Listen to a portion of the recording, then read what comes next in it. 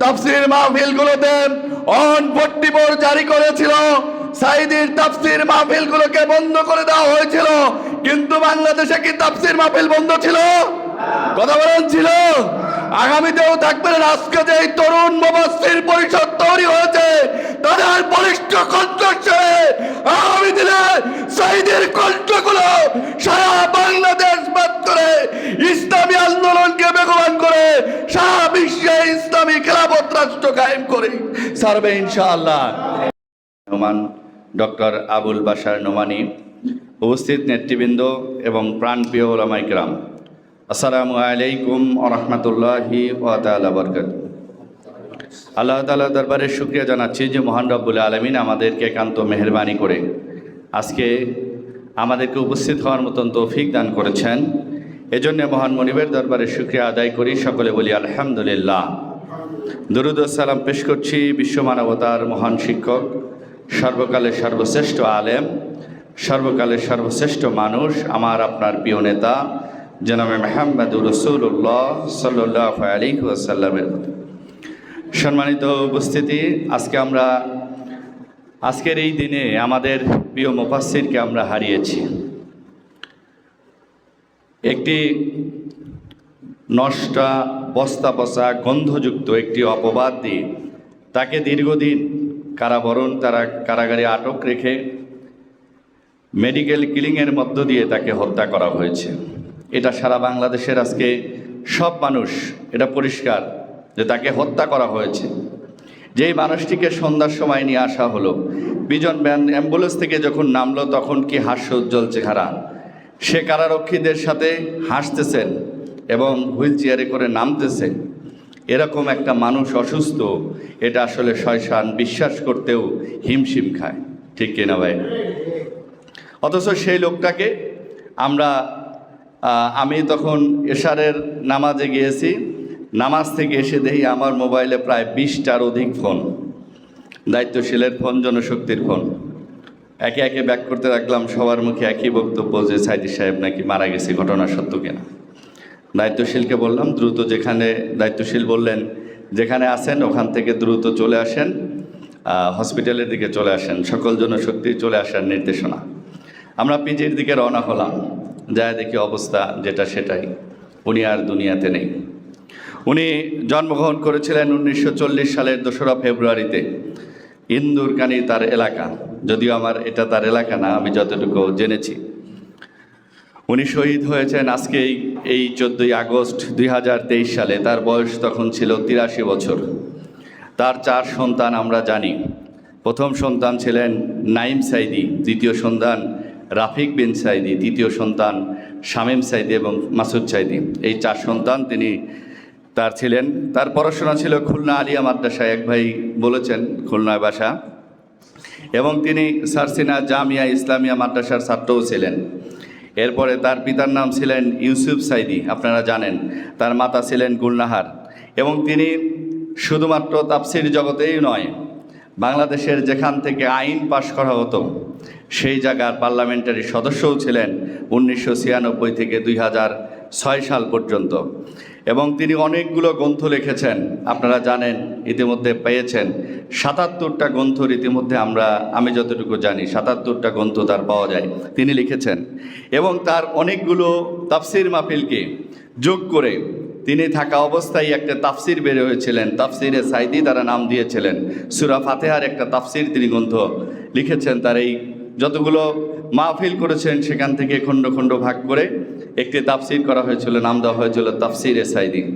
যেই লোকটি 50টি বছর শুধুমাত্র দেশে নয়, দেশের বাহিরেই মানুষকে কোরআনের বাণীগুলো সুরে সুরে মানুষের কাছে পৌঁছে দিত।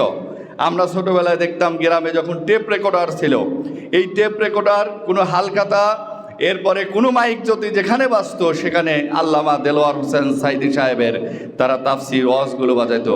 গ্রামের মুরব্বীগুলো সেগুলো শুনতো, আর বসে বসে এই দাড়ি পাকা, এরপরে চুল পাকা বৃদ্ধ মানুষগুলো চোখের পানি ছেড়ে দিয়ে দিয়ে কানতো আর বলতো, হায়রে কোরআন, কোরআন কত সুন্দর।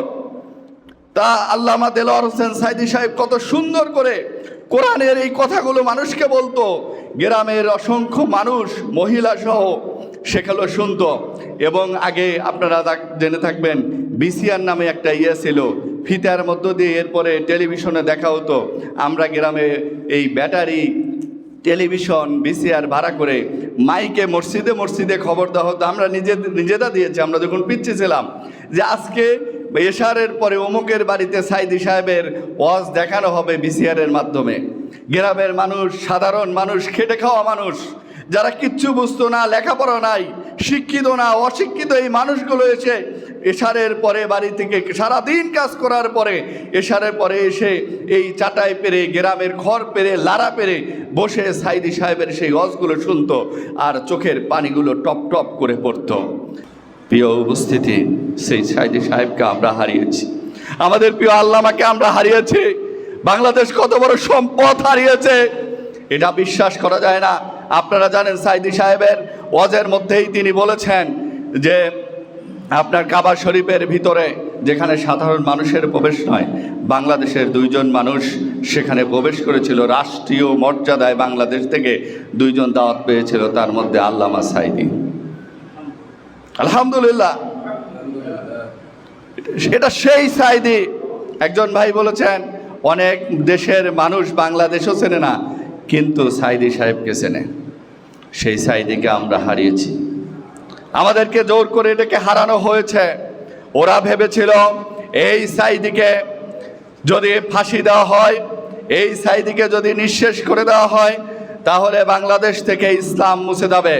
যেদিন সাইদি সাহেবকে ফাঁসির রায় দেওয়া হয়েছে, ওই দিন বাংলাদেশের আপামর জনতা রাস্তায় নেমে এসে 256 ভাই জীবন দিয়ে প্রমাণ করেছে এই সাইদিকে আমরা শুধুমাত্র মানুষ সাইদি হিসাবে ভালোবাসি না, এই সাইদিকে ভালোবাসি শুধুমাত্র কোরআনের কারণে, আল্লাহর কারণে আমরা সাইদিকে ভালোবাসি।